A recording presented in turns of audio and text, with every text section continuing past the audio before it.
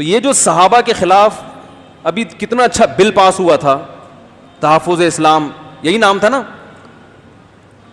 بھائی. جن صحابہ سے محبت ہمارے ایمان کا جزو ہے, آپ ان کے خلاف گالیوں کو الاؤ کر رہے ہو ملک کے اندر.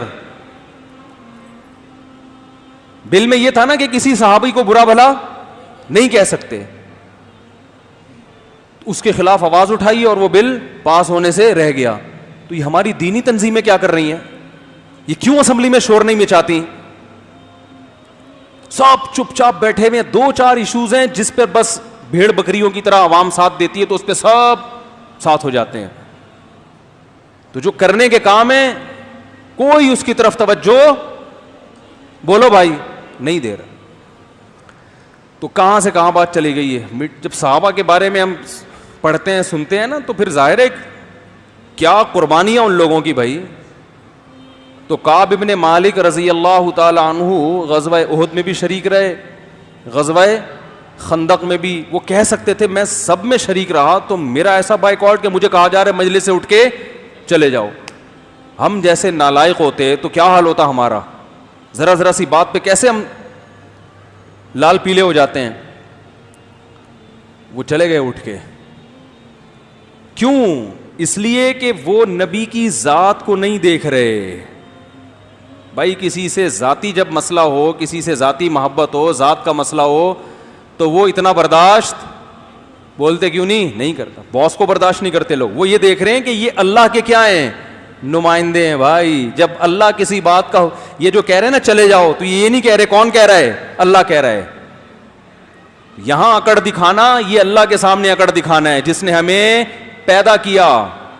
تو صحابہ جو رسول اللہ صلی اللہ علیہ وسلم کو دیکھتے تھے وہ اس حیثیت سے کہ آپ محمد ابن عبداللہ نہیں ہیں, آپ سید الانبیاء اور رسول اللہ ہیں.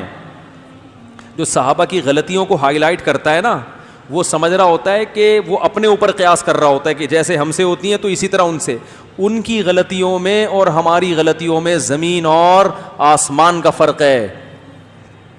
ان کی غلطیاں ایسے ہوتی ہیں جیسے آدم علیہ السلام کو شیطان نے ورغلا کے جنت کا درخت کھلا دیا. اس کا یہ مطلب تو نہیں ہے کہ آدم علیہ السلام کے دل میں اللہ کے حکم کی ویلیو نہیں ہے, یہ مطلب تھوڑی ہے. شیطان انسان کو کچھ نہ کچھ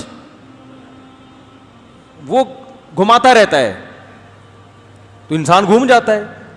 ہم جو غلطی کرتے ہیں تو اللہ کا خوف ہمارے دل سے نکل چکا ہوتا ہے, اللہ کی عظمت ہمارے دل سے نکل چکی ہوتی ہے. تو صحابہ کے دل سے اگر اللہ کی عظمت نکلی ہوتی تو اتنی قربانیاں جو انہوں نے دی ہیں وہ قربانیاں نہ دیتے. دیکھو حضرت ابو سفیان کو شیطان نے روکا اسلام قبول کرنے سے. یہ بات آج نیگیٹو اس میں بیان کی جاتی ہے وے میں کہ اتنی دیر سے اسلام قبول کیا جب سب کچھ حل ہو چکا تھا.